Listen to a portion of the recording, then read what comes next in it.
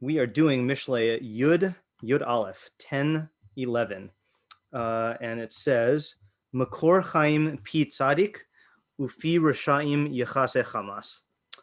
Who wants to tackle the initial translation here?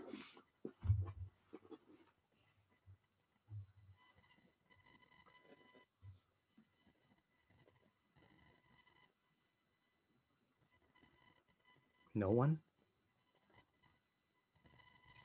The wellspring of life is good. the mouth of a tzaddik. Okay.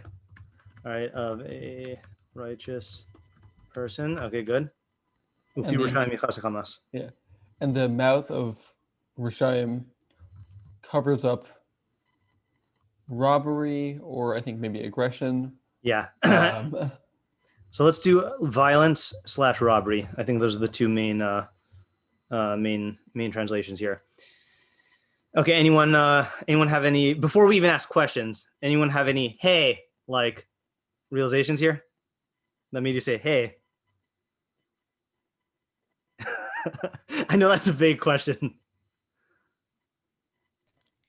I mean, the thing that struck me the most was that it uses P in both halves. Yeah, that is true. Yeah, we'll talk about that in a second. Yeah, Rivki, was that? I was thinking that I feel like we had a pasuk like this. That is it. Okay, good. That's what I meant by the hey thing. Okay, right. So if this is the first one we did, I think, in the series. Right? What was that, Shana, Leah? Is this one of the first ones we did in the series?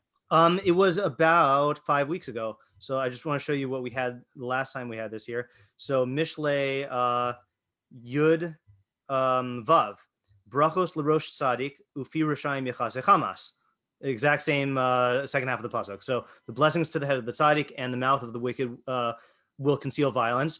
And this is the same problem we had. This is the same issue we had last week, where it repeated an idea verbatim. Okay, and so what was our approach last week in terms of dealing with we were confronted with the crossroads, right? As we saw, the second half of the pasuk was exactly the same, and the question was, do we take into account what we learned the last time we saw it, or do we learn it on its own? I mean, we learn it on its own. Yeah. Right? Why is that? Because if we were wrong in the first one, that will just carry over the incorrectness to the second one. Okay, good. So one argument. So I agree that we should learn this on its own. One reason we gave is because if you learn the first one wrong, then that's going to carry it over right into the second one. I think we give a couple more arguments for why. I forgot how much of this discussion happened during shiur and how much of it happened after shiur. But I know we had an after shiur discussion about this also. There's a fair amount of discussion about it during shiur. Yeah. So why else is it a good idea to learn each one on its own, even though it's a verbatim repetition? Maybe different ideas. Yeah, different ideas, right? Even just because you use the same words doesn't mean it's going to be the same idea. Okay, good. Well, what we said after shiur last week was, sometimes the half of the pasuk that's not the same can lead you to a different idea. Okay, good. So that's exactly what we said. Right, is that if you look at the second half, so if you have the same phrase repeated, but it's paired with different halves, with different other ideas, the pairing could lead to a different idea. Maybe that's related to what Tamara was saying, but you're getting from the context. And guess what I found? A Rashi that says exactly that. So Rashi I censored the part of the Rashi that gives the idea for our pasuk because I don't want to show it to you yet. But the Rashi on our pasuk here, so this is Rashi on our pasuk on 11 says, "Ve'ein pisron mikra doma lepisron ha'elyon." The interpretation of our pasuk, meaning 11, is not the same as the one above, number 6. V'ha'inyan yora alehem, and the subject will indicate about it, meaning they have to learn it from the subject, from the context. So then we would be saying that the Makor Chaim would be a different understanding than what bracha is. Yes, yeah. Makor Chaim Pi Tzadik is different than the first half of this pasuk of Brachos LaRosh Tzadik. Yeah, exactly. Okay, good. So having gotten that out of the way, let's do our procedure and translate. So you notice Isaac translated Makor as wellspring because in biblical Hebrew, that's usually what it means. It could also mean source, but even source comes from the idea of wellspring, like a water source. So that's the only thing that Matsudas says. He says Makor is Mayan. Oh, and this is the first year that Mayan is able to join us. Right, fine, right, pasuk. Okay, so that's Mayan.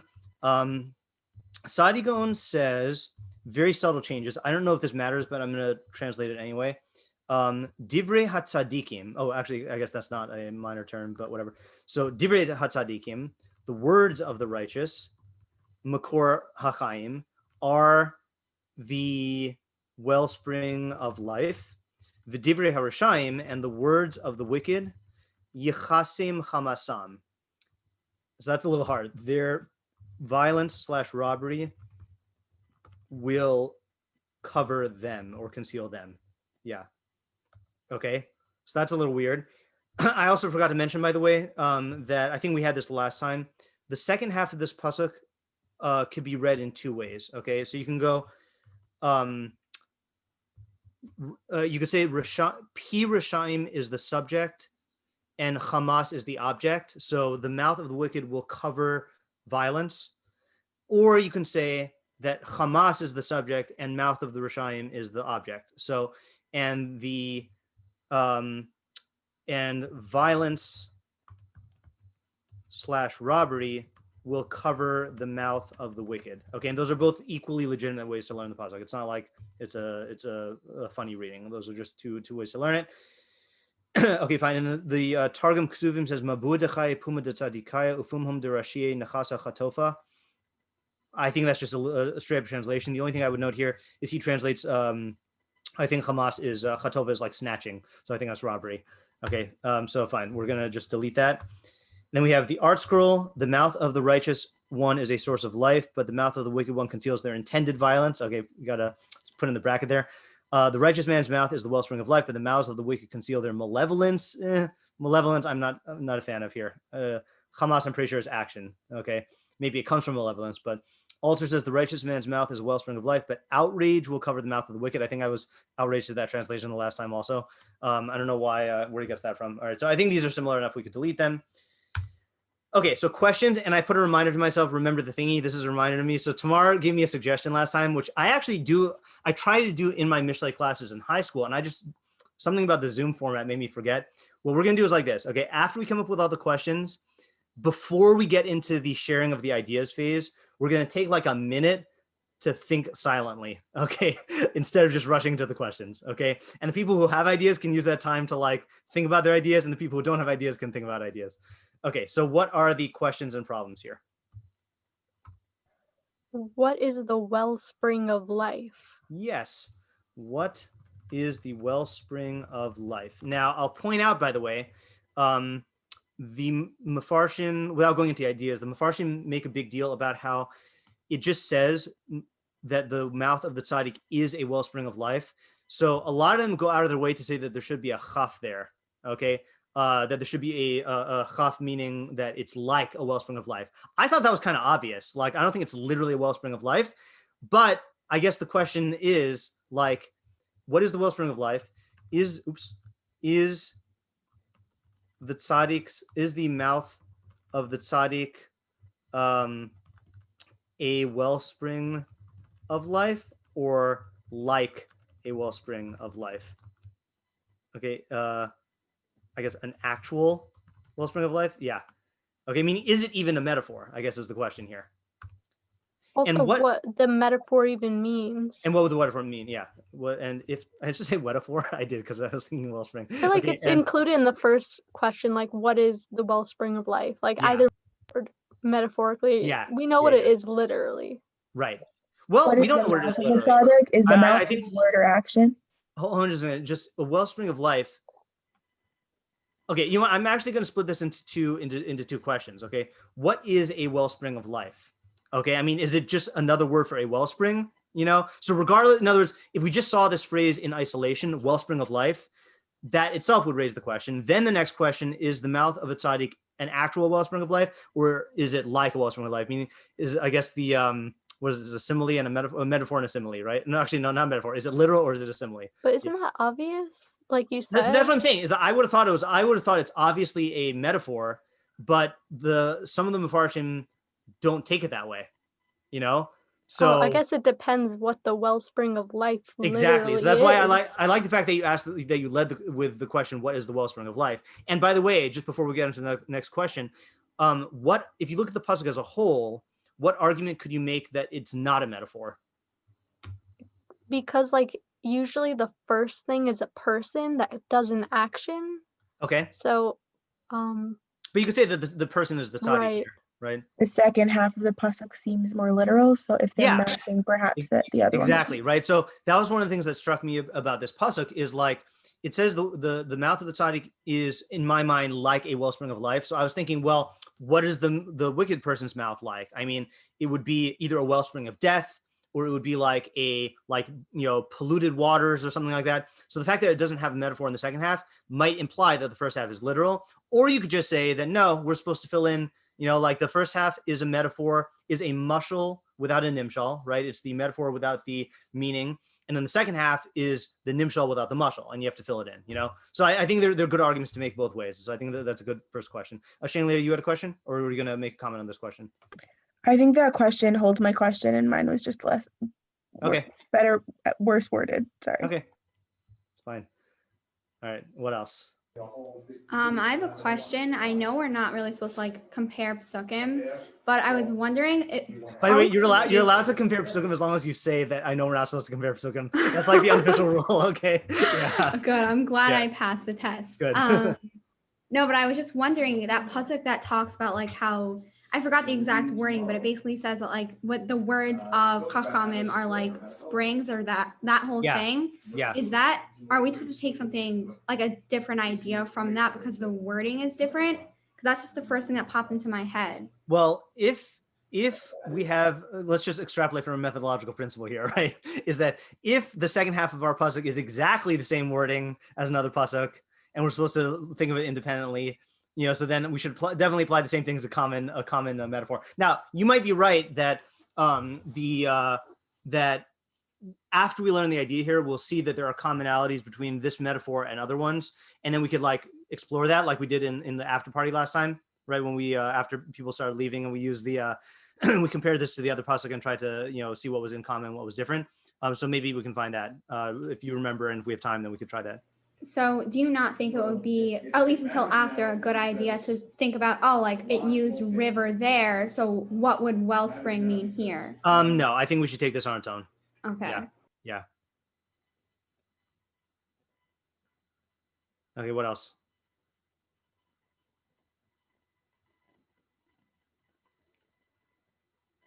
A lot more questions. What's the comparison between wellspring of life and robbery? Okay. It can maybe give us a hint, but it seems pretty different. One's an action and one's a thing. Yeah. Okay, good. So what is the comparison between the, I'm just going to word it even vaguer this time, between the two halves of the pasuk. And just another methodology thing, by the way, is that I don't know if you noticed this as we've been asking questions, is sometimes, so, okay, I'm going to go, do we go over the whole, what makes a good question spiel in this Monday Night Shiur yet? No, all right, good review anyway. Okay, so maybe my students have heard this before, so hopefully whatever. So the question is, what is a question? and the actual question I want to get to is what makes a question superior or inferior. Okay, but in order to get that, you have to ask what is a question, or what is the purpose of a question, if you want to be more an inquiry including who, what, where, when, or why. Okay, that's a fair mapping out of a question there. An inquiry, right? So I guess we will do the other form of the question. What is the purpose of the question of a question? To discover new Insight or information. understanding. I heard both at the same time. Shanley, you go first. To gain insight or create understanding or see nuance. Okay, good. So I'd say the purpose of a question. And let's say, Leah, what did you say? Similar to Shana Lai, I was going to say to discover new information. Okay, good. So there are two types of questions, okay, or two, maybe I'm sure there's more than two types, but let's use the Haggadah as the example. Okay, so in the Haggadah you have the Ben Chacham and you have the Ben Tam, right? The wise son and then the simple son. Okay, the wise son says Ma ha'edos v'hachukim v'hamishpatim asher siva Hashem Elokeinu eschem. What are the statutes? The Eidos chukim. I forgot what order it's in, right? What are the testimonies, the statutes, and the laws that Hashem, our God, commanded you? And then the Ben Tam, the simple son, says mazos. What is this? Okay, so what would you say is the difference between their two questions, and why is one better than the other? A more detailed question is better, like more specialized, more specific. Okay, so you're half right, and half of it is the reason why I wanted to talk about this now, right? So in that case, the fact that it's detailed is better, right? The Chacham's detail is what makes this question better. It indicates a starting point, meaning yeah. Go ahead. One shows previous knowledge and one is first contact. Okay, good. Right. So the Chacham basically is incorporating everything he already knows, and then he's using the question to ride as close as possible to, basically as far as he can get, and then that sets him up for the answer. Okay. Whereas the Ben Tam is just expressing his lack of knowledge. What is this? And it is asking for knowledge, but it's more of an expression of question mark. It's not an active tool for gaining knowledge. And then the example that I've given in class, again, I'm sorry if this is repeating myself, but like I don't know where he says this, but I heard this on a Rabbi Chait methodology shiur, I think, that Aristotle had this observation of seeing a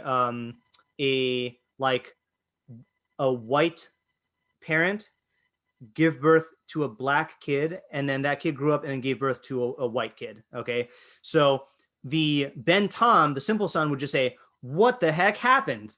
All right, how did that work? But Aristotle's question was, where is the whiteness in the black person? Okay. In other words, Aristotle said, look, I know that this a black child came from a white parent, and I know that a white child came from the black parent. So there must be whiteness in there somewhere. So where is it? Now that question, even though both people who asked the question don't know, Aristotle's question pointed to exactly like this is the piece of information that I'm lacking. Okay. And as we know, like the study of genetics really revealed like that he was on the right track by asking the question that way, or the other example I think that Rabbi Chait gave in the same shiur, maybe this wasn't him, maybe this is someone else, is like you see your friend pull up in the car, in their car, and like the tire is popped. So most people would say, what happened? But the more precise question would be, what would be the more precise question? How did your tire pop? Okay, that is more precise, but in general what pops tires. Again, I mean, you can, this is just a hypothetical, but like what in general would pop a tire?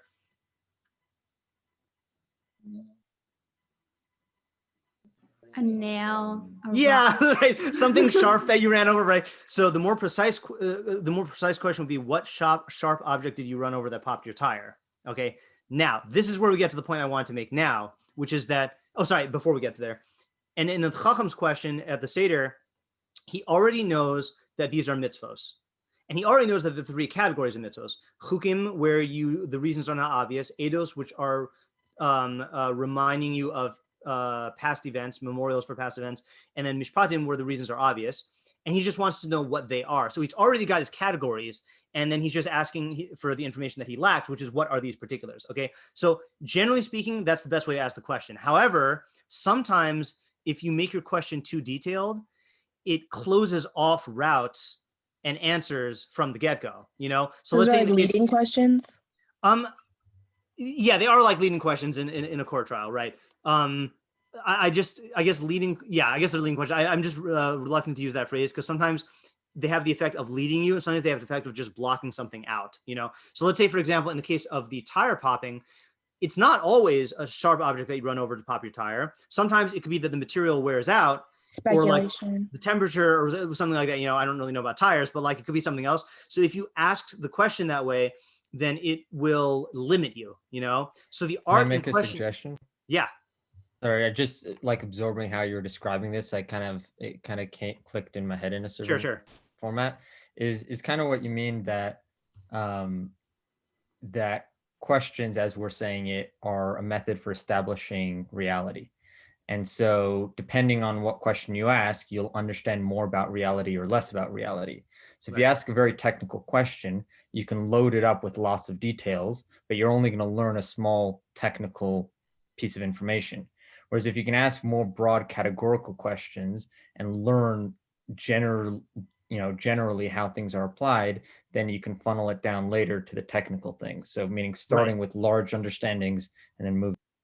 Right. So I am that's a good point. I was making a slightly different point, which is that not that if you formulate it in too detailed of a way, then you only find a small aspect of reality. I'm saying that you might not find anything at all simply because you've already carved out what you want the answer to look like. And sometimes you don't know what the answer looks like. And you have to keep yourself open to a different possibility. Like if you say, is it A or is it B? And the answer is really C, then you're just never going to find the answer, or you're going to cram the answer into the framework of A and B when really like it's its own idea, So it's related to what you're saying, but it just, I was emphasizing a different angle. So this is why getting back to, is that clear about just methodology wise? I think that's like an important point about learning in general. Yeah. So in terms of our questions, you'll notice that when someone asks a question, sometimes I'll write it down verbatim. Sometimes I'll reword it. Sometimes I'll reword it and then change it later. So if we wanted to take the luxury, we would spend time formulating like what the proper way to ask the question is. For the sake of expediency, I happen to have a quicker Mishleic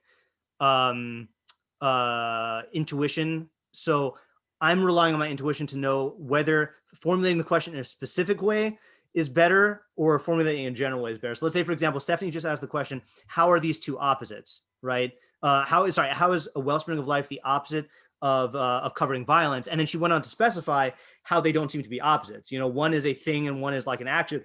And I thought that was a really good way to formulate it. But then I had this thought, well, what if they're not opposites?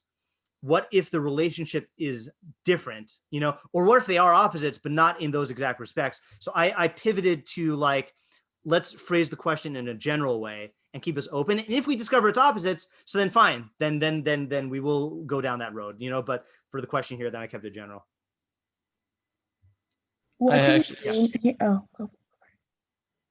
I actually have a comment about that. Sure. Which is that sometimes when the question is asked in a more general way, sometimes it helps to widen the options for me. But I found that sometimes, for me personally, it makes it harder for me to relate to the question. Yeah. It's like if the mind is this is a horrible analogy, but I'll do it anyway because we were talking about. I think we were talking about Pesach. I'm like, if you're trying to find your chametz in a room with all the lights on, you can't find anything. That's why you got to use like a flashlight or a candle, But like, I feel like it's the same sort of thing where like, if sometimes you're confronted with a pasuk that is so perplexing that you just say, what is it saying?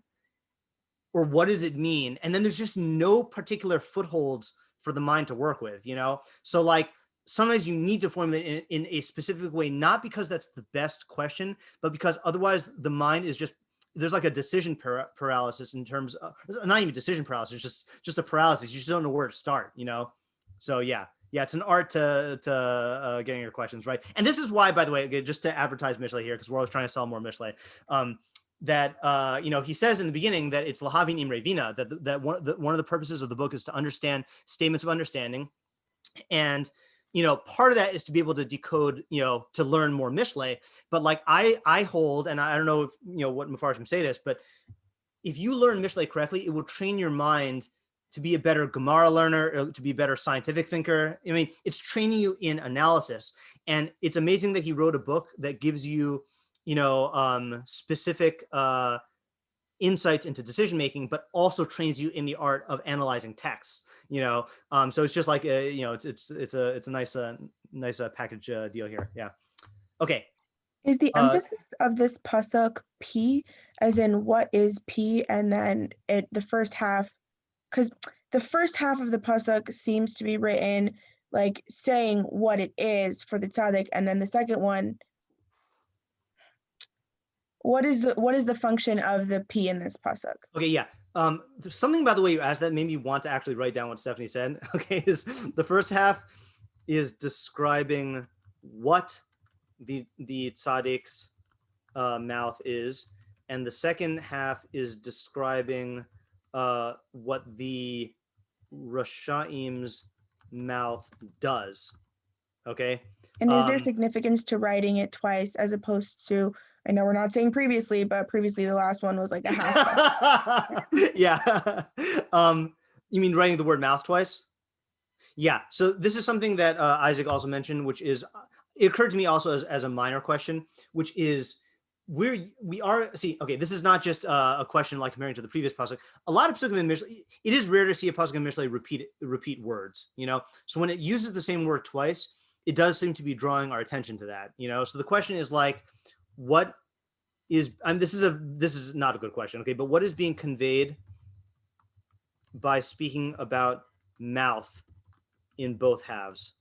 Okay, and that might just be the way it conveys the idea. Like in the same way that you'll find pasukim where one half says tongue, the other half says lips, and then a lot of the Mepharshim just say, "Oh, it's being poetic; it's saying the same thing in different words." Here, it's saying the same thing in the same words, but maybe not. This might be the exact same question that you guys were just asking in slightly different format. But is there one subject, or are there two subjects, and what are those subjects? Okay. Like, what's the key focus of this phrase? Yeah. Okay, good. So this is a good question to ask in general, which is, and so this is a methodological premise that I have that I think is undeniable, but someone could challenge it. Is that actually Ariel was asking about this earlier last time. Is that I think there has to be one subject in the entire pasuk. One theme, or not theme is a bad word, one subject, not in the grammatical subject object sense, but like the pasuk is about blank, and both halves will have to be talking about that. So it's always, whenever you find yourself looking at a disjointed pasuk where it seems like the two halves don't jive, then it's always a good idea to ask, what is the subject of the pasuk? Now, is that the question you're asking, Zach, or were you asking a different question? No, that's the question. I only added potentially two in case that was a possibility. But yeah, that was the question. Can I ask another question? Yes. In the initial translation, what are the two consequences of learning the two different second half of the pasukim? Okay, good. So we'll have to. And obviously, what's the difference in Rav Sadi Gaon's? Yeah. What was his thing again? The words of the righteous are the wellspring of life, and the words of the wicked. And the words of the wicked, their violence will cover them. Yeah. So he is taking. Hold on, just 1 second here. His is actually a third thing, right? The words of the wicked will cover. Sorry, their violence will cover them.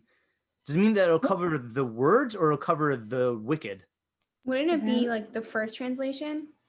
Not the wicked. No, it's definitely not like the first one. If anything, it's going to be the closer to the second one. Sadia Gaon so far was actually my favorite translation.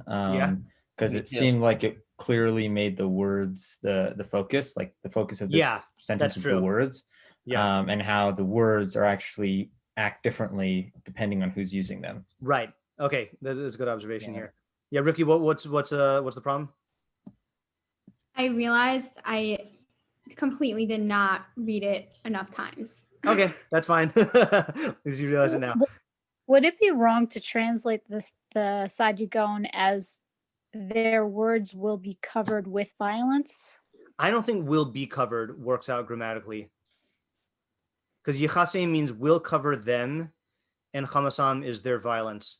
I was reading it as cover them, meaning the wicked, meaning. Yeah, I was reading it as cover them, the wicked also. But I do think them in Chamasam is not the words; it's the Rishaim. Chamasam, yeah, the Hamas of the Rishaim. Yeah, I'm pretty sure. Got it. Okay. Yeah. And I'm just gonna write this in the parentheses here. We'll cover them, i.e., we'll cover the wicked. If it says, if that means the wicked, what is it saying about the words? Yeah.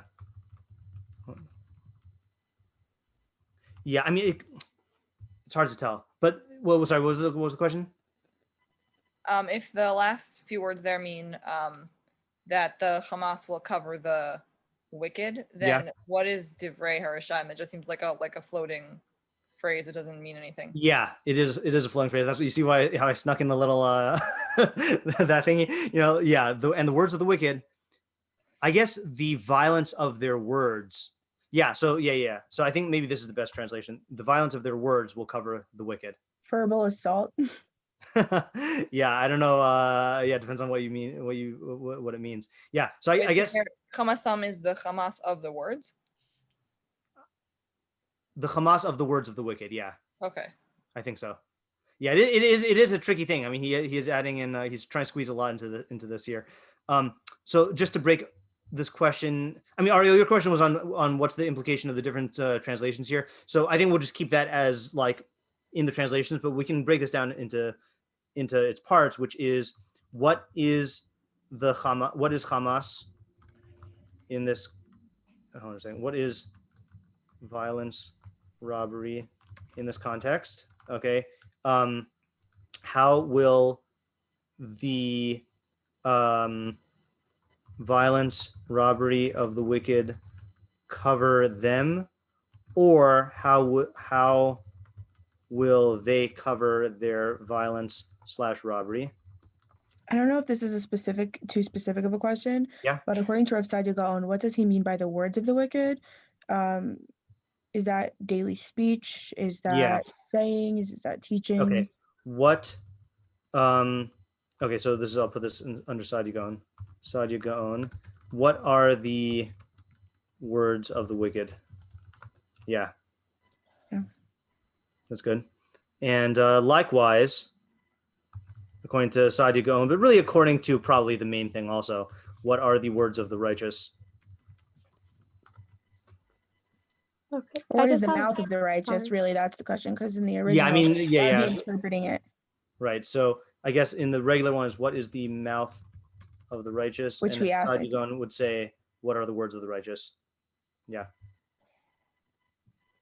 Did someone say something else? Yeah, can I just ask a quick question? I don't know if it bears any significance, but it might be like there's a reason why it says the wellspring of life is the mouth of a righteous person, because it seems like a weird way of forming it when it kind of does the opposite format, like saying mouth second and then mouth first, and there might be a reason for that, or there might not be. So then Sadia Gaon might be changing the translation. I just don't recognize any Mishlei psukim being this weirdly formatted. I don't know if my Mishlei brain is off, but it could no, be. that's a good observation. It's a good observation, right? It's inverted. It's almost they make it clear usually. Like they usually make it clear, like they line up. Right. This one's almost, I mean, it's not exactly like it, but like if we were fancy literary people, we would say it's a chiastic structure. It's A, B, B, A, but like, but it is weird. You would expect it to say the mouth of the tzaddik is this and the mouth of the wicked is that. Yeah. And they do that all the time. Yeah. Just with other confusing things, but this is the confusing thing. Yeah. Okay. Why is the pasuk, oops. I didn't want to print. Okay. Why is the pasuk, structured with I'm gonna write this. You'll know what I mean. Why is half inverted? Yeah, I was gonna say with the mouths in the middle because I like saying that better. Yeah. Okay. But yeah, inverted structurally. So it feels really uncomfortable to call any living thing a makor of anything. And then let alone it's not just the tzaddik, it's the P of the tzaddik that is considered a makor chaim. Like if when we say brachos, like everything is makor chaim is from God. So it seems very odd. I don't know how to word that. Help. It's an interesting question. I mean, I guess I'm not bothered by that. I mean, I actually like that a bit because I think that it kind of points out the fact that human beings have the ability to create like God, like we're made in God's image and we have the ability to, create in a different sense from God, but more this like might align be, with. I feel like this might highlight that a little bit, if you're righteous, then you're creating and you're, adding goodness to the world like God does with his words. So the reason why I'm so Shanley, I think the question is just going to be under this under these first two, you know, and like I don't know, if this were like if it used some phrase like the tzaddik is the Lord of all the earth or something like that, you know, then I'd be like, okay, yeah, then it's like using a phrase that like I feel is only reserved for God. Like a wellspring, like, you know, like people use well springs a lot for comparison's sakes, you know, like, right. you know, I'm not so. I guess maybe I'm using what in like the ultimate source. I'm inserting that as a definition of this when that is not what this is saying. Yeah. Well, it doesn't say Makor HaChaim. It just says Makor Chaim. Okay. Yeah. That's helpful because it's less specific. Yeah. I'm not so bothered by the God comparison. If we work it out, we work it out. I mean, look, if you're Rashi, you know, if Rashi doesn't say this here, but you know, if you're Rashi, you could say it must be that tzaddik in this pasuk refers to Hashem. Tzaddik Hashem b'chol derachav v'chasi b'chol ma'asav, and you can take it all not literally, you know, but that's, you know, there you go. That's just not our derech. Okay, so I think we got the main questions here. Obviously, you know, we have our usual questions of the practical idea and the audience. So let me do this. Wait, can I ask a question? Yeah, sure. So I don't need to like get us hung up on this, but I really don't understand is Sadyagon supposed to be a translation? Because I don't really see how this interpretation like works with the words of the pasuk itself. Like I could see how this is an interpretation of what he wrote. I mean, a translation of what he wrote. Yeah. But I don't see how it works with the second half of the actual pasuk. Well, okay. I mean, all right. I don't know on what level you're asking the question, so I'll answer the question like in a broad strokes. So Sadyagon is a translation. He's translating the pasuk into Arabic, and then this is translating it back into Hebrew. But like any translation is going to have to is a commentary in a minimalistic way, and especially when you're dealing with something that is like linguistically ambiguous, like our pasuk, right, where we don't know if the mouth of the Rishaim is covering their violence or their violence is covering their mouth. Then the translator is going to have to like take a stance on that unless he wants to just preserve the ambiguity. And it seems like Sadyagon's style is like the Targum's style that we've seen. Targum seems to try to preserve the ambiguity. Sadyagon's style is he tries to point you in the direction of one particular reading, you know? And sometimes it is very like, it almost is like a full-fledged commentary, you know, but sometimes it's very close to the words with just little tweaks here and there, you know? So what part of the second half bothers you?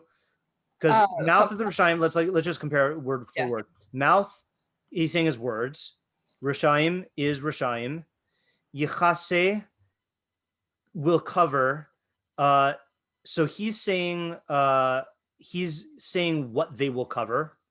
Okay. And then Hamasam, and this is where it gets hard.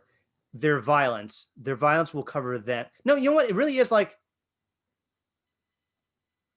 it really seems like he is just taking the second half, the second translation, but he's saying that it's going to cover their mouths, but it means it's going to cover their words. Their violence will cover them.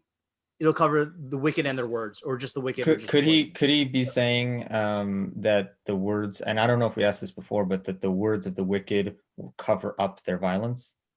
Words of the wicked. I don't think he's saying that. I think that's just like that would be like in line with our first way of translating it. It sounds like he wants to avoid that. Okay, so that what you just said makes sense to me. I think the way that we wrote a translation for Sadyagon, though, it sounds like then he's seeing like Hamas as belonging to the P, and I wasn't sure how that would follow from the Hebrew. Yeah, I'm still hesitant about it, as you can tell. So I'm not really sure. Yeah, I mean, and we're trying to translate his translation, you know, and his translation is ambiguous as well. Okay, so I'm going to zoom out so that I know it's small now, but I just want to make sure you can see everyone can see all of the relevant words, and we'll have thinking time. Oh, one more question, Yes. and I don't know if it's important or not. Yeah. But I think we talked about this last time, that tzaddik is singular and Rishaim is plural, and we said we ignored that. Oh, I found a nugget. Okay, on that, the Vilna Gaon, whose commentary I don't use, but I was kind of desperate today, he addresses that, and it is I believe, it's tied to his interpretation. So if we have time, remind me about that question and we'll do it. We're not taking up that question because like I said last time, Mishlei just does that stylistically. It'll have the chacham or the tzaddik in singular and then the rashaim or the fools in plural. Yeah. Okay, so let's take a minute to think to ourselves. Okay. You can ask the question about what is the practical application here. Yeah, right. What's the practical application? Yeah, I'll add that. What is the practical application? Yeah, I guess we do need to ask that because this one is not clear from the pasuk. Okay. I'm going to pause the recording. We did forget two very important questions here. Is I think what is the definition of a tzaddik and Russia in this context? Right? What are the definitions of tzaddik and Russia in this context?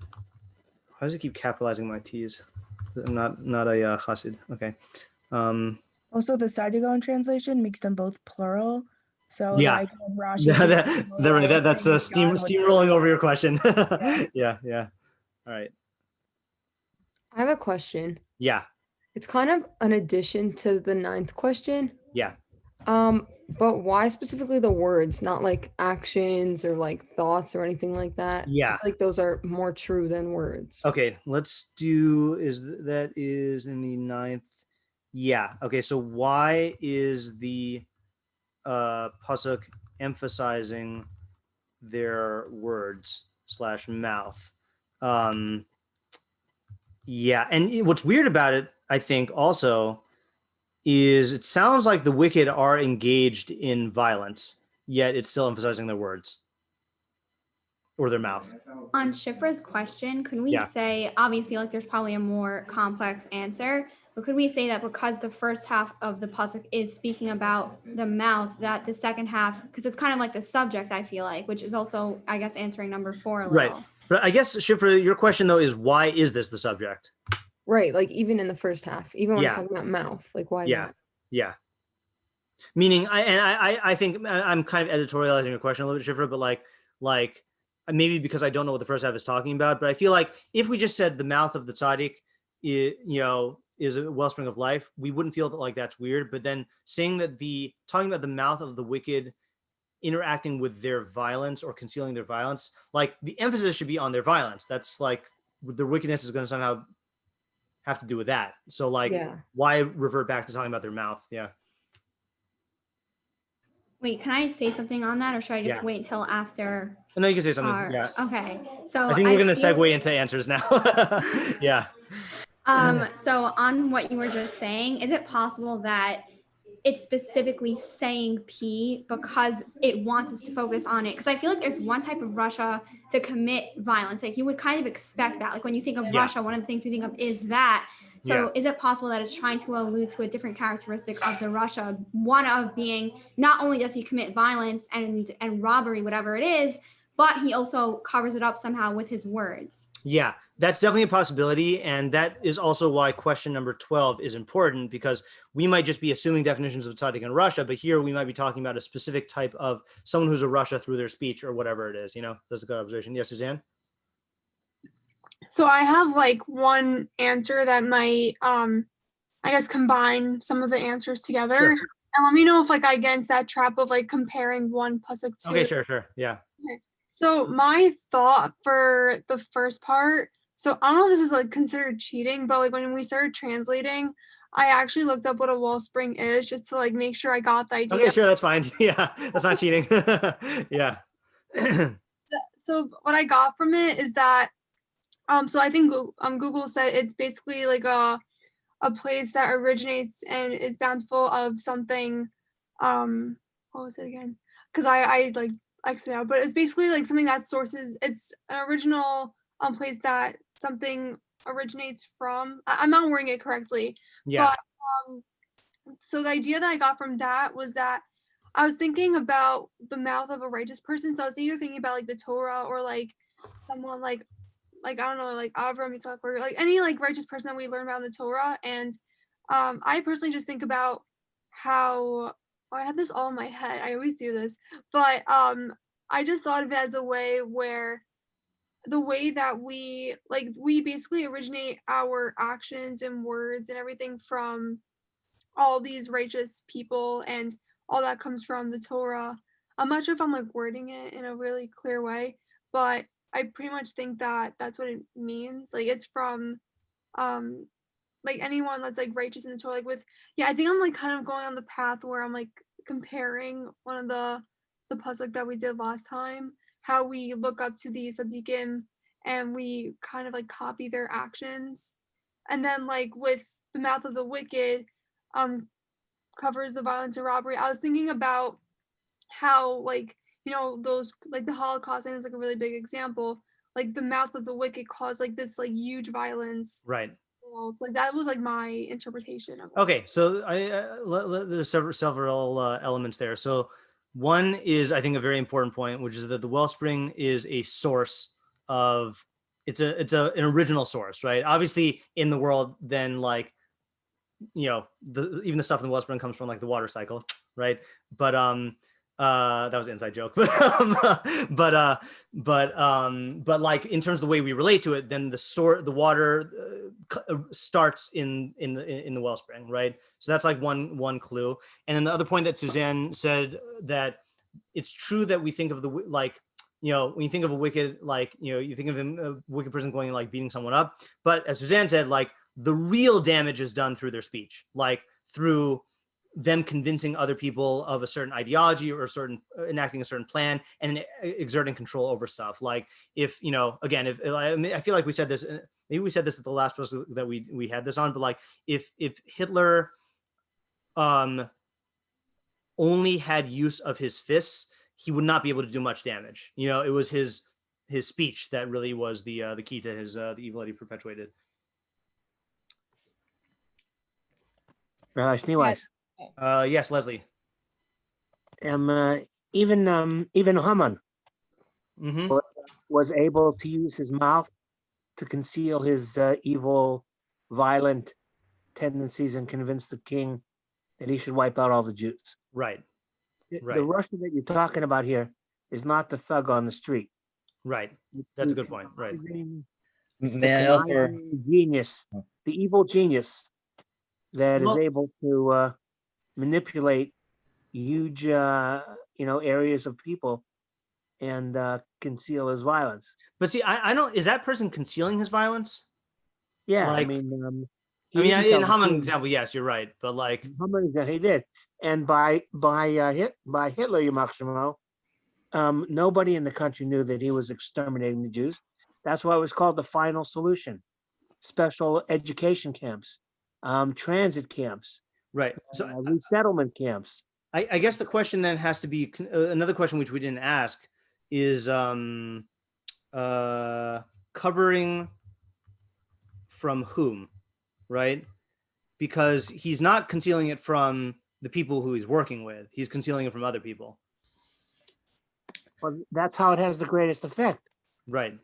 How do you exterminate 6 million people? Nobody ever did that in the entire history of humankind. Right. And make a suggestion as well. I heard Zach first. Yeah, go ahead, Zach. So I kind of might have mixed the translations a bit for my own purposes.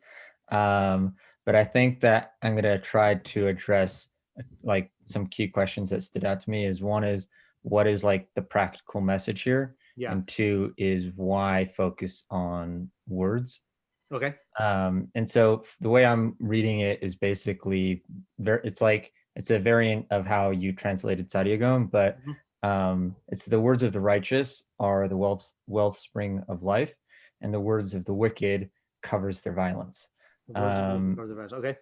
And so in this sense, I'm looking at it as all of us are potentially the righteous and potentially the wicked. So I'm not looking at it as like, the Moshe and Hitler. It's like, exactly, and so the focus is on the words, kind of similar to an idea I think that we said in one of the previous weeks about how sometimes the right behaviors lead to the right intentions. So it's like if you're doing the right things, then you'll like doing the right thing could lead you to become like the right person, so to speak. Right. And so I think he's sort of giving a bit of a hack on how to be a good person.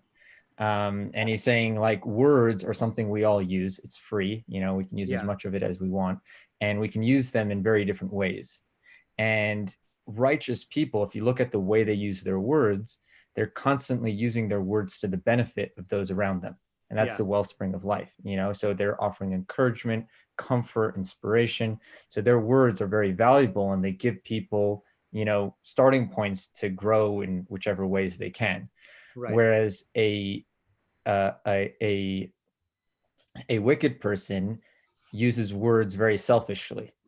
He wants to get away with things. He wants stuff for himself, and he's going to use his words as a mask, as a exit strategy, so to speak. So I'm going to take advantage of someone, and I'll talk my way out of it. You know, I'm going to lie. I'm going to this. You know, so words, they're both words, but they're used drastically. They're used very differently. Yeah. And so I think what his message is saying, if you just look at the words for a second and think about for yourself, like, how do you use your own words? And you focus on using your words to help people around you rather than just cover, you know, for yourself and like lie here and there to get what you want. Yeah. Then that will help you become a righteous person. Okay, good. So I think the one of the commentators who's very close to that exact interpretation is Rבינו Yona. So just in order to both see what his idea is and then also to like make sure I understand what Zach is saying, I just want to read Rבינו Yona, and then we'll compare and contrast them and see what we get. Okay, and then we could try out a different approach after that. So Rבינו Yona says like this. I'll make it as big as I can here. Okay, so he says, and by the way, he's going to say the opposite of Rashi in terms of methodology, but you know, they're entitled to their opinions. Rבינו says like this: Makor Chaim Pi Tzadik U'Pirushayim Yichaseh of Gomer. He couldn't even say the last word. Just say Hamas. I don't know why he had to say etc. Okay, fine. Ki'ilu Piv Makor Chaim. It's as if his mouth is a wellspring of life. Chol hashoseh minos lav yichyeh. And anyone who drinks from its flow will live. Ki sifsei tzadik inam posakos midivrei musarim v'divrei tzadikim. And because the words of because the lips of the tzaddik do not cease from words of musar, like of ethical perfection or practical advice, and divrei tzadikim, and words of righteousness. And so what he's saying, so this is so far what I think Zach was saying, is that their speech is like they're only speaking about beneficial things that are beneficial for the people around them, you know. But the quality he's taking from the wellspring is an unceasing source of water. Meaning, if it's like a bucket or like a cistern, so then there's only a limited amount of water in it. But if it's wellspring, then it's constant. Okay, so we'll see how essential to that idea, to his idea, that is. And sustaining. And say again. And sustaining. Correct. Right. V'chaim heim l'shomeim, and they will bring life to those who hear them. Hamakshivim al divrem, who pay attention to their words. Okay, so that's the first half, and that's, you know, saying that their speech is very beneficial in these ways. Side note, is anyone from Lomdeha here tonight? Okay, so I'm looking see if I'll on later who are usually here. We did this thing in the Rambam where he classifies all speech into 5 categories. So without going into that in depth, I'm not going to even read it. He says there's 5 categories of speech. There is the commanded, prohibited, beneficial and detrimental, and then permissible. And permissible, he means like practical, right? So he said commanded speech would be stuff like learning Torah, you know. Prohibited speech would be like lashon hara, or like, you know, mockery and stuff like that. And then he says beneficial speech would be speech that is like praising good qualities or motivating people to live in line with virtue. So that's not something that you're commanded to do, but it's beneficial to the people around you. It's beneficial to you. And then detrimental speech is stuff that's not outright prohibited, but it's harmful, like praising bad qualities and like, you know, promoting bad things. And then the 5th category is stuff that you just need to do practically, like grocery shopping and like your business, you know. So the tzaddik is really going to be involved. He's going to completely knock out the prohibited and detrimental speech. And all of the speech is only going to be in the category of the commanded, the beneficial, or the practical. And in that sense, I think that maybe this is my idea here that I'm inserting here, but in that sense, it's also like a wellspring in that it's pure water. You know, if you get water out of like a lake or something like that, then it could be like various levels of you know, it's like Mayim Chaim, like that's the phrase Mayim Chaim. You know, is you know, that's what he says, that it's Chaim Heim L'Shomeim. Maybe that's what triggered the thought here, is that this is, it's only, not only is it unceasing, but it's only good quality water. You know, so that's the tzaddik. Okay, Would so then. Sorry, I could. Yeah, no, go ahead. Just would you say that from a practical perspective, the audience is not the like would-be tzaddik, but actually the audience of people is like people who are interacting with him? Let's hold off on that for a second, because I don't know if Rבינו, Yona, and Zach are going to be in agreement on that point. Okay, so but this next part I think is really what Zach is saying. Okay, I mean the first part also, but second part, Upirushaim Yichas Hamas Pirushnuhu. He says we already explained this. Okay, and he quotes us to pasuk 6. Okay, so not like Rashi, right? Or sorry, you know, he is referring himself to his own commentary. So let's just, I copied and pasted what he said earlier. He says, what does it mean that they conceal violence? Harav hanezek hanase me'amel sifsehem biruchilus uvechatis hu hachamas. Okay, so he says the evil and the harm that comes about from their toiling lips in gossiping and in intimidation. Hu hachamas, that's the violence. Okay. So it's violence in terms of like just speech that causes harm, physical and emotional.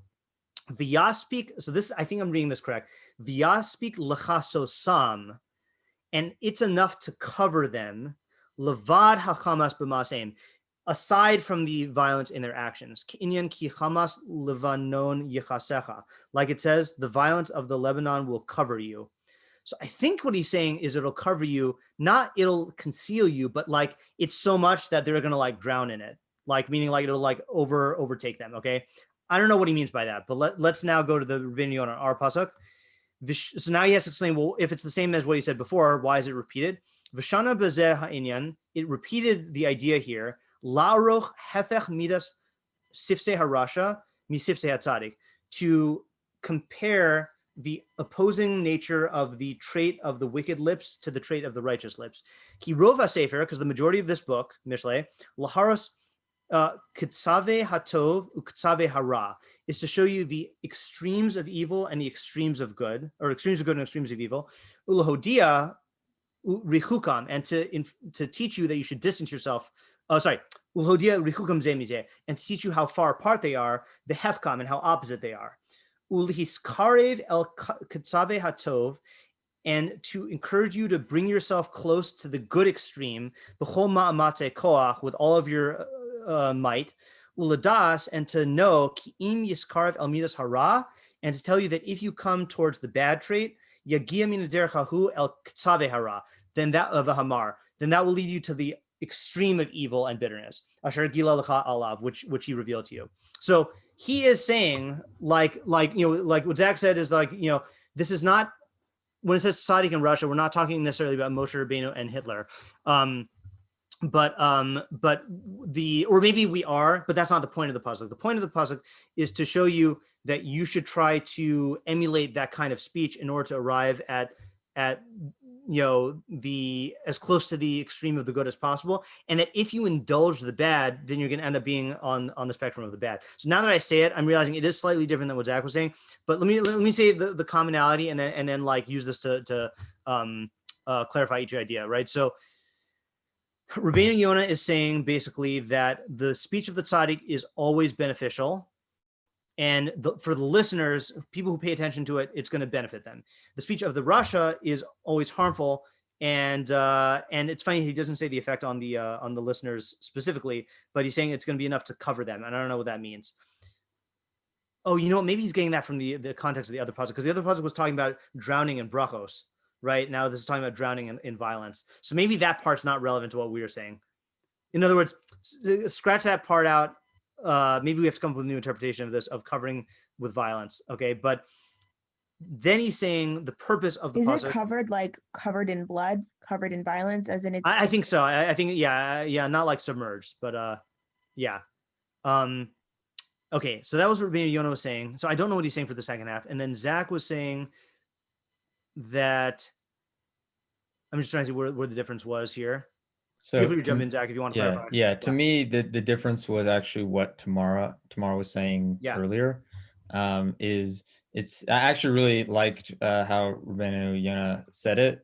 Like he in my mind, it's a different point. Yeah. And his point is saying like, how do you choose who to hang out with, so to speak? Yeah. You know, there's a lot of people, you know, in your town or village or school or whatever, you know, who you surround yourself with. And he's saying that if you are around righteous people, you will get lots of benefits just from hearing what they have to say. Right. And, you know, even someone who's violent, who might be able to spin interesting tales of whatever, you know, ultimately that's just concealing destruction. So, you know, keep your distance. Yeah. And I really like that point. And it's different than mine, I think, which was more focused on like how to use your own words versus how to like. Right. So if you like that point, and I also like that point, let me tell you my interpretation of the pasuk, which is very close to that. We're kind of like chaining these together here, you know, from Zach Rubinu to my interpretation. And I think I'm trying to see where mine came from, because I prepared it last week. Let me just check out here. I think, did I get it from Mitsuda's? Yeah, I think I got it from Mitsuda's David. He says, Pi hatzadik hu makor hanovea chaim ba'olam. So the mouth of a tzaddik is like a wellspring that you know flows life into the world. Ki b'tzedek imre fiv mevi chaim ba'olam, because with the righteousness of his mouth he brings life to the world. Okay, that's not really explaining much. About pi rishaim yidaber mirma l'chasos al machshavas hachamas shabil vavo. But the mouth of the rishaim, the mouth of the wicked, will conceal the violence that they plot in their heart. Okay. So he is saying it like a warning thing, okay, like staying away from them.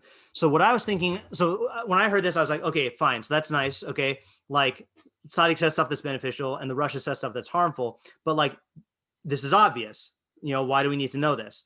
So for me, the key that unlocked the pasuk was, what is the hava mina? Meaning, what would we have thought? Why do we need to hear this? Okay.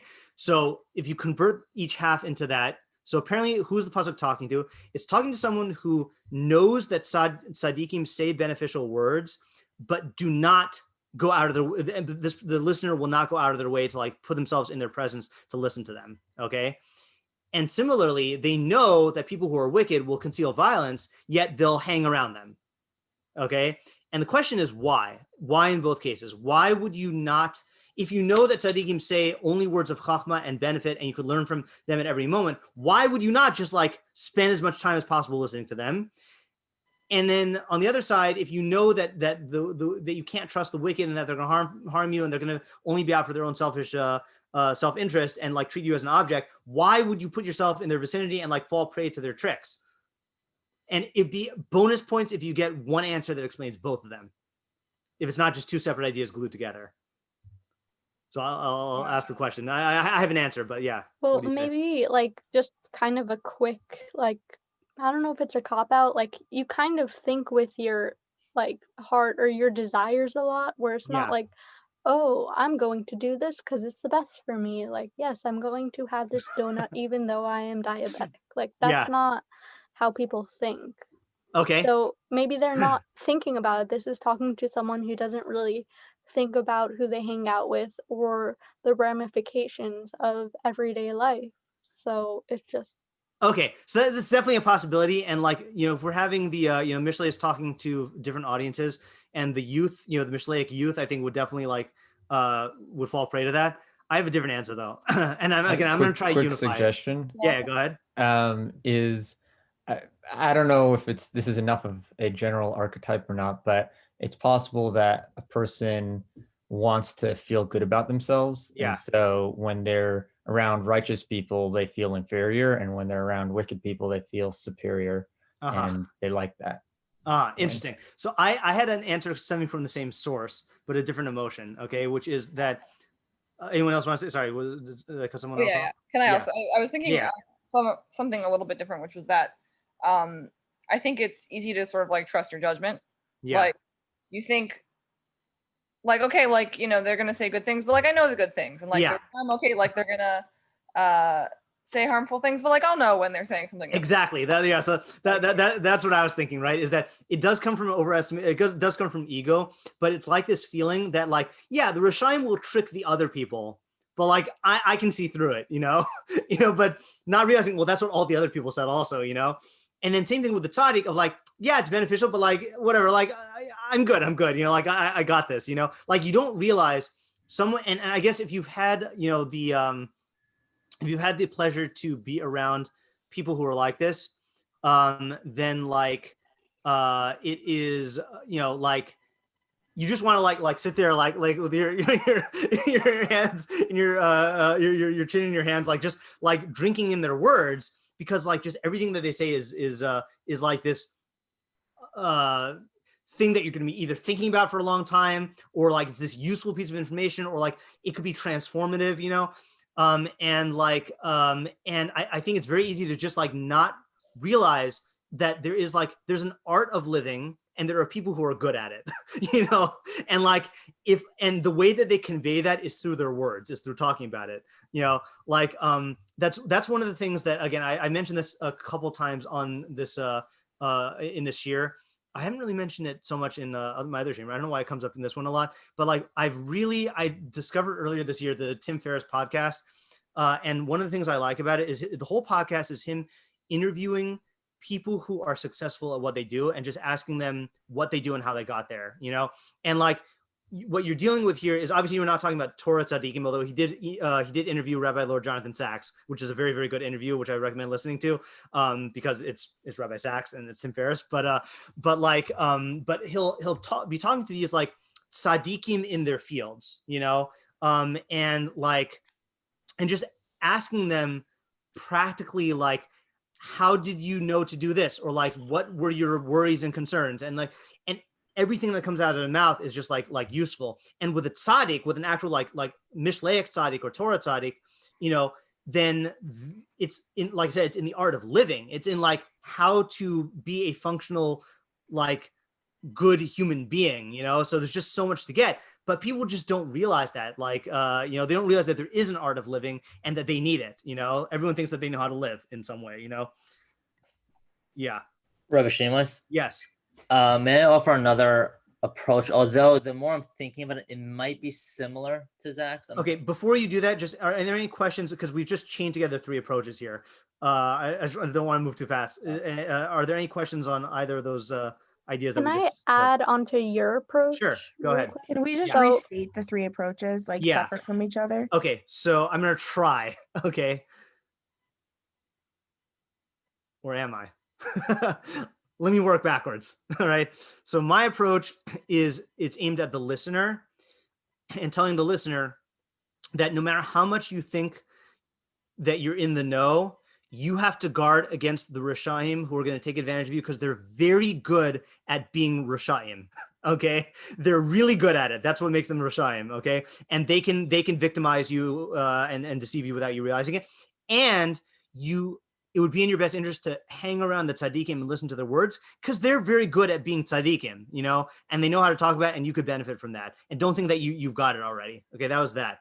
Rביnu Yona's emphasis was on, was also on the benefits of the speech of the tzaddik and the benefits of this and the detriments of the speech of the Rasha, and saying that you should strive to emulate them and to talk like them, you know, because it's a beneficial thing. And the more you do that, it's interesting the way he said it is like, you should strive to get to the extreme of the good. But he says, if you get involved in any of the bad, you could end up all the way on that extreme, you know, all the way on the opposite end, which I didn't really explain. Rambam says that of the 2 extremes in any emotion, there's going to be one that is going to be more of an uphill battle, and one that is more of a, like, for most people, that's going to be more easy to slide into. For example, hard work for most people is harder than laziness. Once you give into laziness, it's easy to just slide all the way in, you know, or let's say like restraint in eating versus gluttony in eating. It's a lot harder for most people to exercise restraint. It's a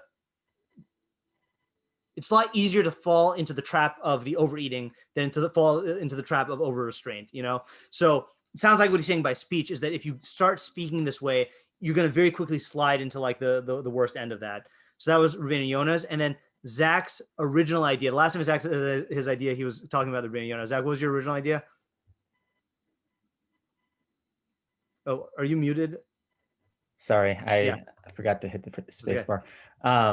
Is that Rבינו Yona maybe had a foot on each side of the fence between how you were looking at it and how I was. Yeah. I looked at Rבינו Yona as sort of what you were saying, but without the element of why would someone need to know this? Like, you know, you are adding like, oh, well, someone might know this already, but this is now teaching you to like, you know, not to be your own detriment, so to speak. Right. And I think there's room for the other idea also. I was just brought up by the question. Yeah.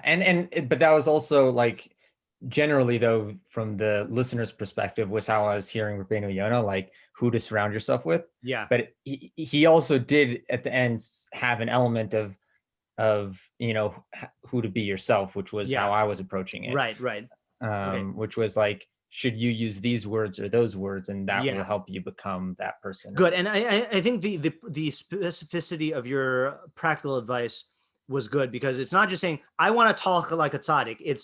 It's like examining the particular content of your speech and saying like, what kinds of things am I talking about? Like, am I like bad mouthing people in order to like get attention, or am I like talking about like how to help my friend, how to do better at what they're trying to do, or like, you know, so that's good. All right, Stephanie, sorry, the summary took longer than I thought. Yeah, Stephanie, what were you going to add to mine?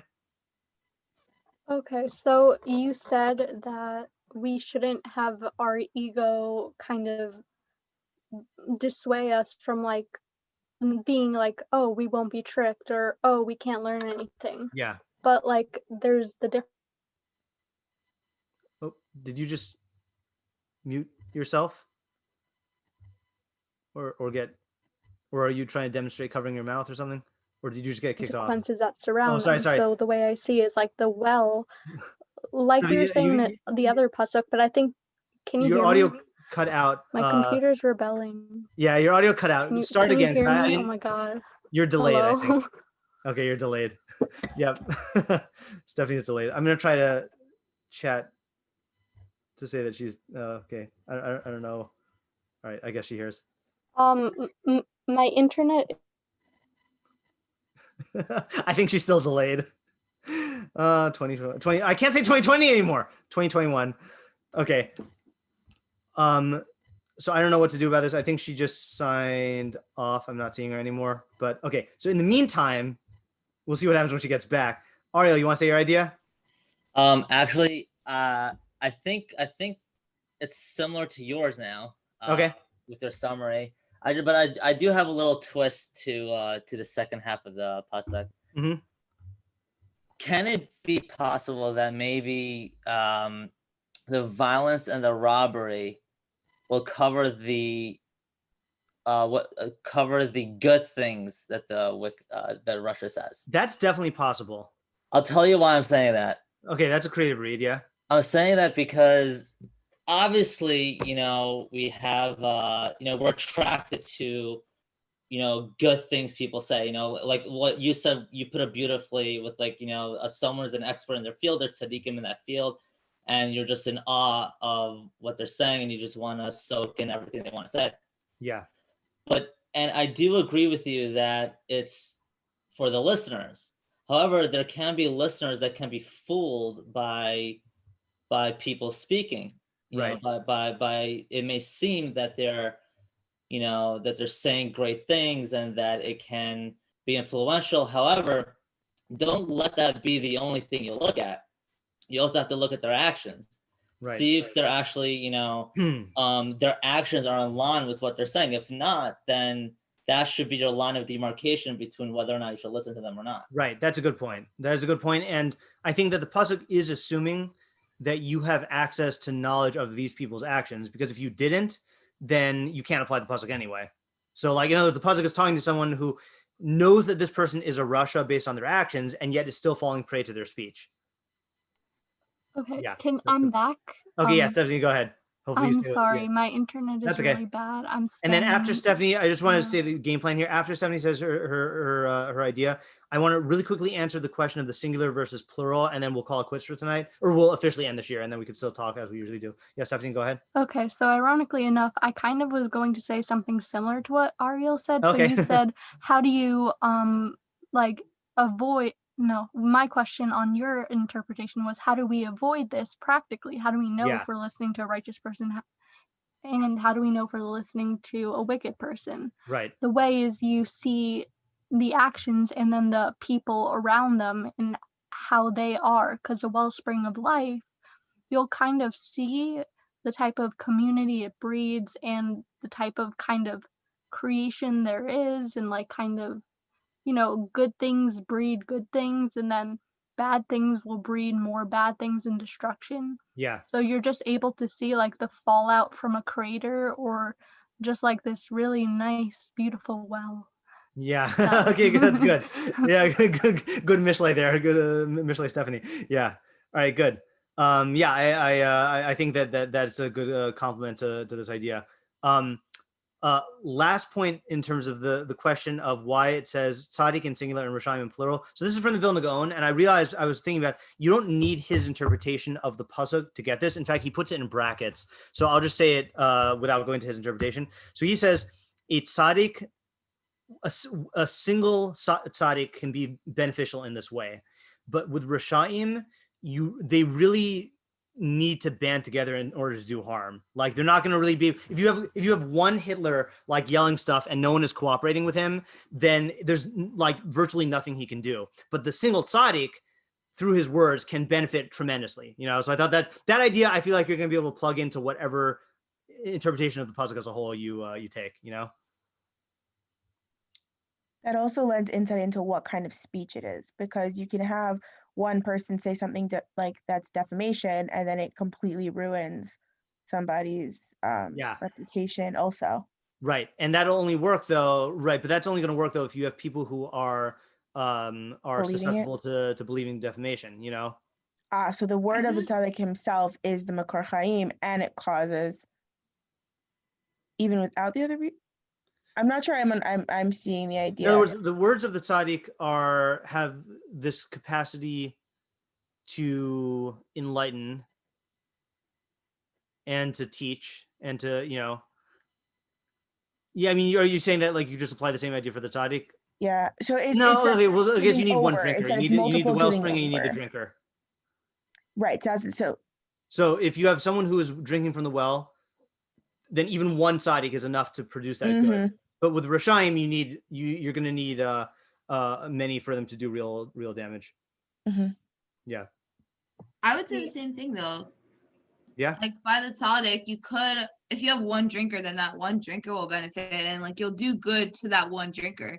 But like part of what a tzaddik does is that like it's not their specific actions that benefit the system, but it's also like the like attitude which they have, I guess, which spreads to everyone else, which is the same for Russia. Right, that's true. Let me just really quickly read in his words. Maybe I'm misunderstanding it, or maybe it is dependent on his interpretation of the pasuk. So he said that, hold on. He says, I don't have this online, otherwise I'd put it up there. Shamar tzaddik lashon yachid, Rishayim lashon rabim. The reason why it says tzaddik in the singular and Rishayim in the plural, near lefi anyus daiti, it seems, according to my humble opinion, shehapeshel hatzaddik hu makor chaim af shehu b'yachidus. The mouth of the tzaddik is a wellspring of life, even though he's alone. Ki mizeh shalomed hu yodea derech chaim umelamed es at. Oh, all right, he is taking a different idea. He's saying he can teach himself through the way he speaks the path of life and teach himself to follow it. Meaning him just talking ideas is going to benefit him as well. And others can learn from him. But when the Russia is alone, he can't cover the world in violence. But when he joins with a friend,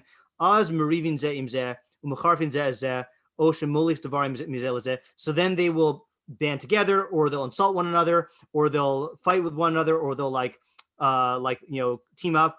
So it is different than what I said. It's saying literally when the tzaddik is alone, his speech is beneficial, but the Russian needs at least one other person to do violence. So I think that addresses what Ayala was saying. Yeah, it's just a conspiracy theory. Hold on a second, what, Ayala?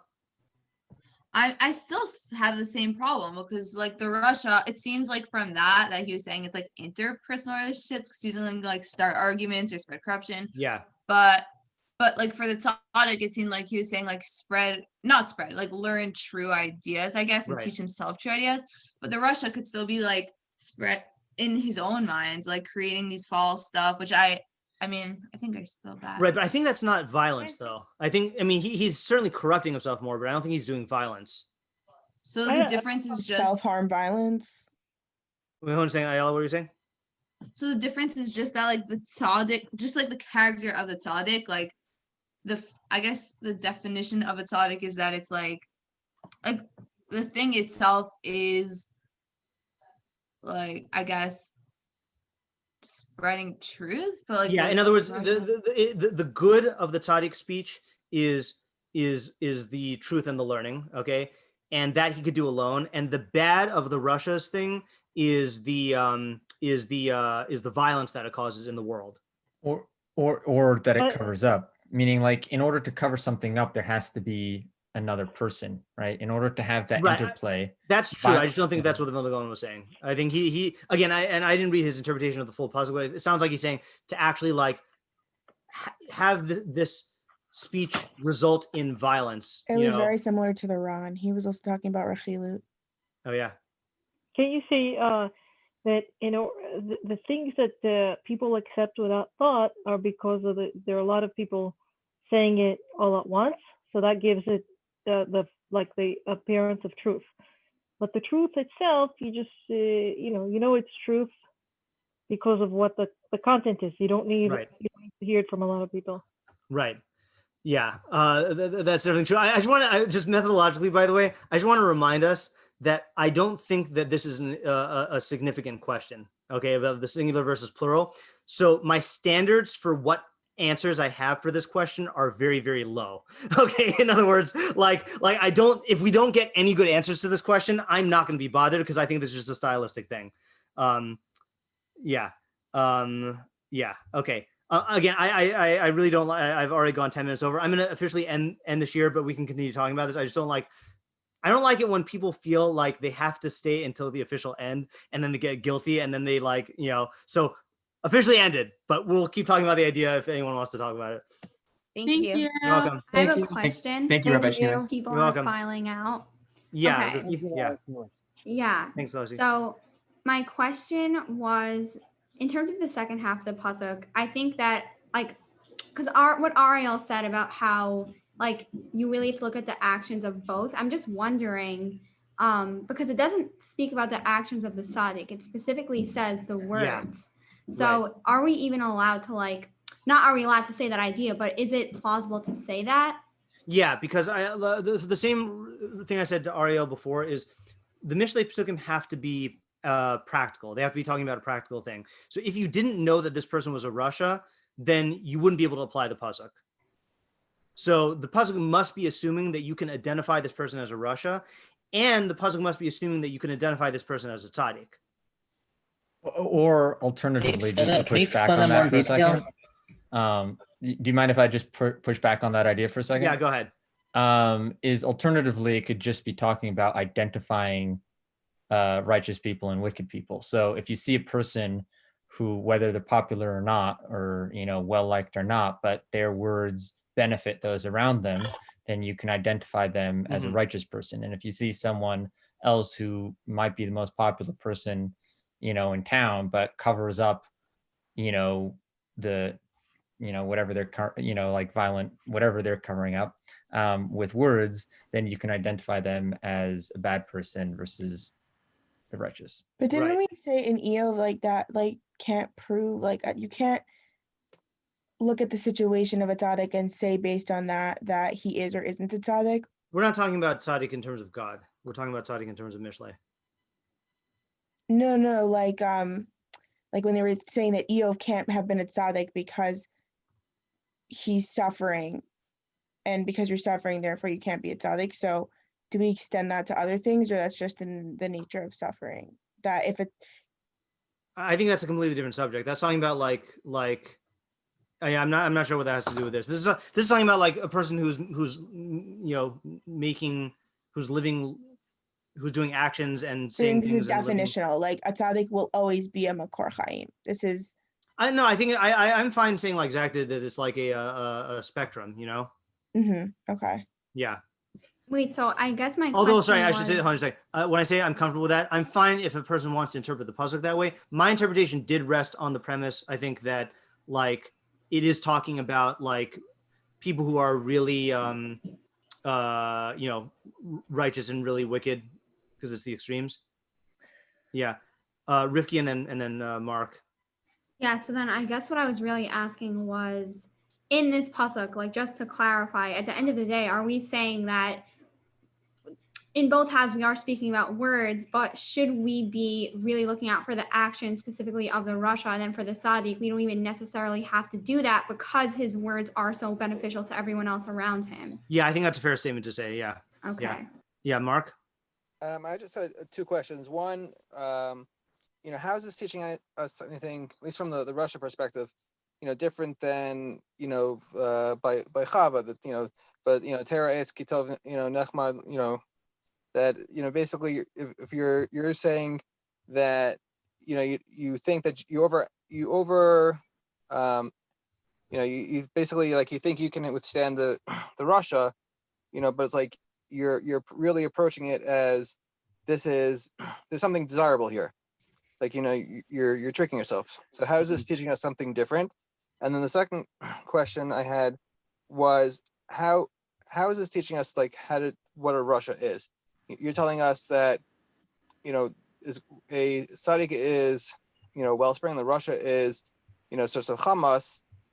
So don't you know, think yourself too great.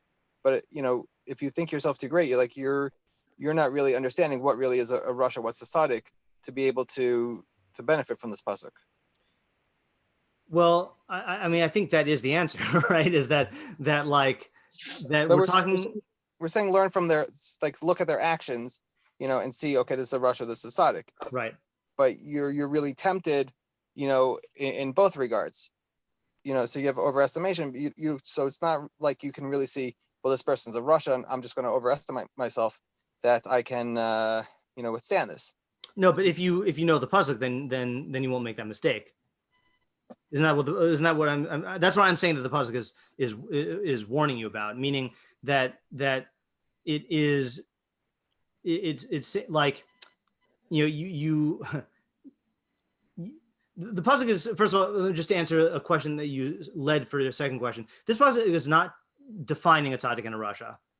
I mean, it's giving some indications of signs based on their actions that they do. I don't think this is teaching a definition of it.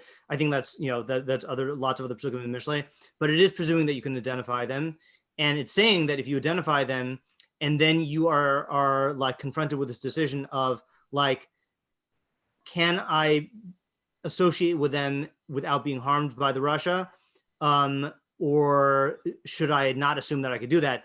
That's what this pasuk is telling you, you know? Yeah. Okay.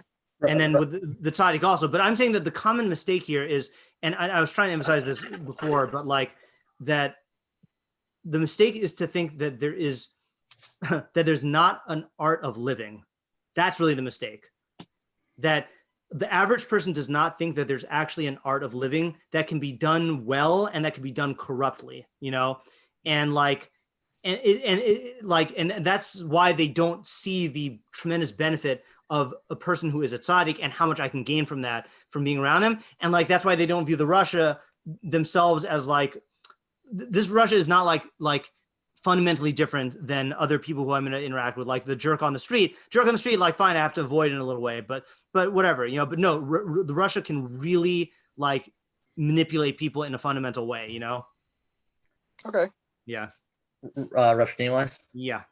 Can we go back to the methodology point one more time? I just want to get it clear. So you're going under the premise that the individual knows that he's either a tzaddik or a rasha.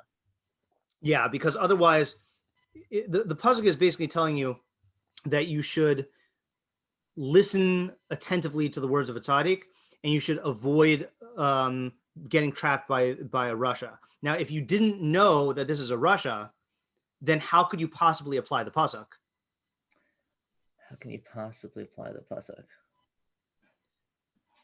Meaning, like, let's say, for example, like there's a guy next to you, okay, and you just think he's like an average New Yorker, but he's actually like a KGB spy who's there to poison people, right? Right. So no amount of Mishlei will ever help you with that because he's a spy. But can you say that it'll help you determine who he is? Like what Zach was saying?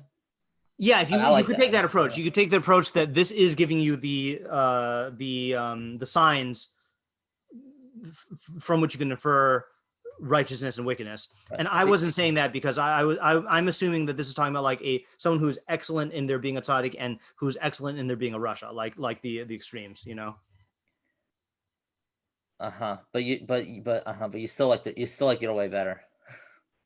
I still what? You still like your way better. I mean, I'm just trying to I still want to like define like the I guess my question is like there's a reason why you're taking that approach, that methodological. No, I think, you know, I'm you know, Mishlei lends itself to many ideas.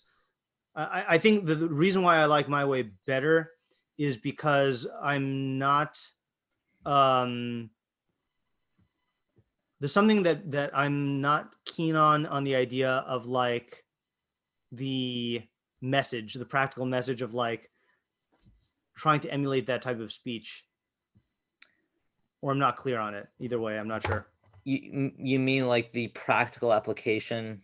Like I think that I guess intuitively I think that this pasuk is much more for the listeners than for the speakers. And the reason why I think that is because I think that that's what the metaphor of the tzaddik's mouth is like a wellspring of life. Like that's directed to someone who wants to drink from a wellspring of life, you know, to me, like that's easier, you know, not to someone who wants to be like a wellspring of life. Right. I mean, I agree that it's for the listeners. I mean, I think it's not for someone who wants to be like the wellspring of life. It's for someone who wants to be like a tzaddik. So how do you be like a tzaddik? Speak. Right. That's true. Yeah, you did say that. Yeah, that's true.